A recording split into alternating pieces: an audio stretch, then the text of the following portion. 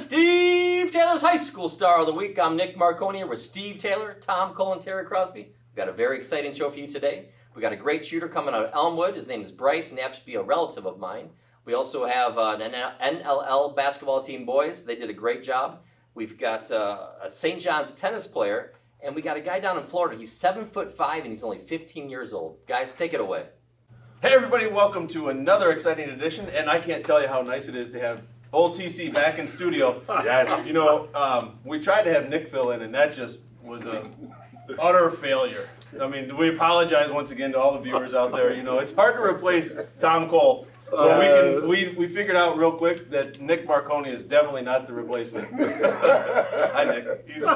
He's looking back there like, oh my goodness. But boss, we did have some fun. I mean, we created some more blooper films. We got blooper videos. It was fantastic. Yes, it was great. It wasn't all bad. Did you enjoy your time away? I did. You know, we chatted, boss. The first week in Florida was fantastic. The second week, I was ready to get back to work. I'm not a 2-week vacation guy. We got a nice tan. Yeah, I did. I got fried, actually. Well, hey, we're going to jump right back in the swing of things. We're going over to Elmwood High School. We've got Bryce Reynolds, and I believe this is, like Nick said, this is somehow related. I couldn't follow the family tree. Something about his wife's aunt, sister's cousin. I think you got it. I think that's exactly what it was. It's my wife's aunt's nephew. So shout out to Bryce. But Bryce is having a great year over at Elmwood. Yeah, he set the school record for points, 1,283. Wow. And you know what's interesting about that is when you're scoring points every night when you have to play, you're being double teamed. You're being guarded by the best defensive player in the other team. You know, Cross can speak to that because that's physically exhausting because their team is looking to shut you down, yet you still have to deliver those points. Cross, that's a big deal. And you know, that's a great effort, a team effort, but an individual effort as well, because Bryce, as you said, Tom, I want to reiterate on that is not easy, scoring 1,200 points, and you're facing different defenses every game. So congratulations, young man. You put the work in. Good stuff. Good stuff. Yes. For sure. Yes. So we're jumping out of season here, but we had a great story coming out of St. John's Jesuit High School with Aidan Williams. Right. And I know this was just announced, and it was a big deal locally to tennis players because I know he was down at States and got recognized. And this is an awesome award. It's a sportsmanship award. But not only did Aidan, but his coach JD over at Shadow Valley, Jim Davis. A lot of people in the tennis world know JD. He's been doing it for years. And he also got recognized with an award down there, which, you know, when you're talking about state level, you know, quality championship coaches around the state, both of these guys got recognized. So it's a big deal. You said it very well, boss. Aidan got second in the state in tennis. I mean, let's face facts. You're playing some of the best tennis players anywhere in the United States. And so that in itself was an accomplishment. But he also got the John Harlow Sportsmanship Award, which, you know, that's high praise, not only being a great athlete, but being a great sportsman. And his coach, as you said, Jim Davis, who we both know. Jim was a year behind me at St. John's, who was a great tennis player, a great pro at Shadow Valley. They say Jim's one of the best teaching pros in the country. But he got a sportsmanship award too. And Cross, you know this, everybody wants to win, and everybody puts in the effort to win, but you're not going to always win. So how do you react when you lose? It's being a sportsman, being a good competitor. Yes, and on the tail end of that time, that is so very important. It really is. Winning is not everything, okay? Right. And sometimes you're going to win, which most of us want to do. Right. Sometimes you're not going to win. And so it depends how you deal with those situations when you don't win. So obviously with him winning the sportsmanship award, that's an example of that, full stop. Talking about winning and losing and coaches' timely Michigan-Wisconsin game over the weekend, you talk about a coach that maybe got a little fired up, let his tempers get flared, Joanna throwing a wild haymaker at a coach. You know, tough deal. As a Michigan fan, it's tough to watch, but, you know, you talk about these coaches like JD who are, you know, they're so respected by their peers, but, you know, they know what they're doing with these young men, and it means more than just wins and losses. And a guy like JD, that's why he got that award. Yeah, that's well said, boss. I always thought that you, I don't know if Terry would agree or you'd agree, being an athlete that you were and the athlete that Terry is, I always learned more about myself and the people I was around and coaching when we didn't win. Yes. A tough loss. Okay, how did you respond? You know, were you a good sport? Did you take something positive out of it? You can always learn from a defeat. Sometimes a defeat made us much better down the road. You learn from it, you grow. But how you handle adversity? you know, they always say that what sports builds character, I think it reveals character.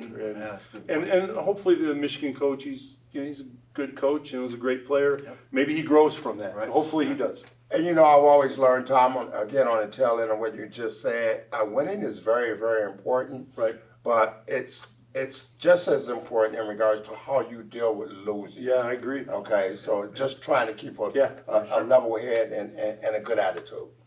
Yes, We're sir. staying on the hard court, but Yeah. we're moving over to the NLL. We've got a fantastic boys basketball team. Has a great start, 18-1. 18-1, So yeah. tell us a little bit more about this team. Well, what's really nice, boss, is I know China forwarded, or Casey forwarded to me a star recommendation. I get them on Facebook page all the time. Larry Morrison, who's a former commissioner of the NLL, a long time, great commissioner, said, hey, why don't you talk about Northview basketball? So obviously, we're talking about That's Northview great. basketball. They've had a remarkable season. They're 18-1. I think they're 11-0 Craws in the Yes. league. Yes. You know what it takes to go undefeated, Craws. That's an energy in itself, because night after night you have to bring it, right? Yes, yes. And I just want to elaborate. Really, it's two key words with that: team chemistry. Yeah. Okay. And also, you know, the players have bought in to what the coach is trying to teach them each and every game, and they're displaying that winning attitude on the court. So, congratulations. That's absolutely a wonderful thing. That's great. You know, the NLL every year is a tough conference. Oh, it's a great cut. It's one of the best in the state. Yeah. Overall, boss, sure. it's one of the best. I think Terry would agree. It's one of the best conferences in the state overall, no question. So fantastic job. Keep it up. Can't wait to see how they do, the whole season. This last one, we're going out of our normal Yes. geographic area. We had to. So Tom was down, we told everyone that you were on a little spell for Marco's, that you were actually testing out new ingredients for pizzas. We didn't. I would have done that, actually, to be honest with you. I think you did probably have some pizzas down in It's funny. Our first meal there, they had a little pizzeria next to the place we stayed on the beach, and I said, "Hey, how about pizza?"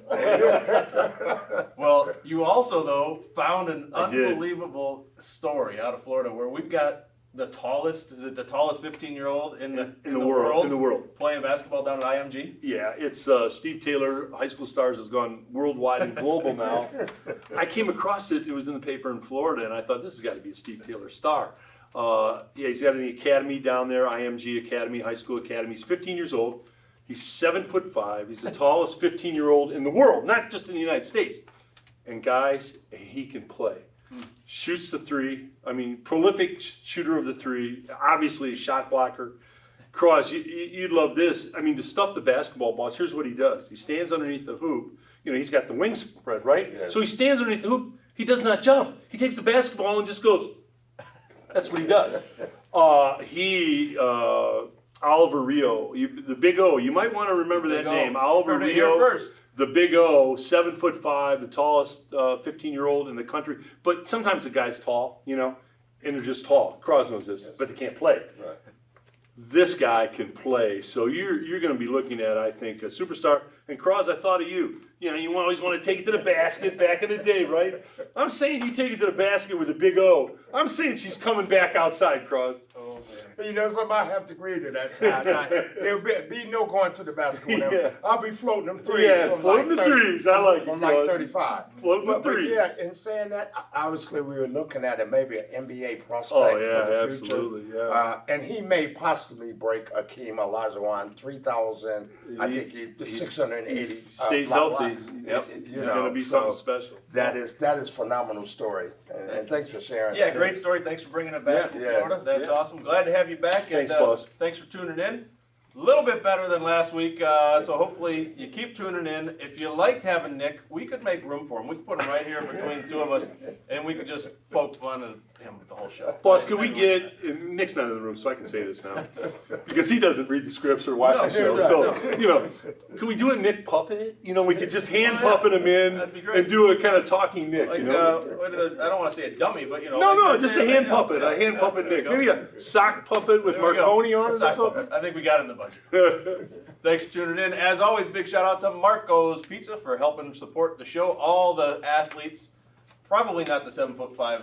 He's not going to get a Marco's No. certificate, but everyone else, enjoy your free pizza. We'll see you next time. Take care.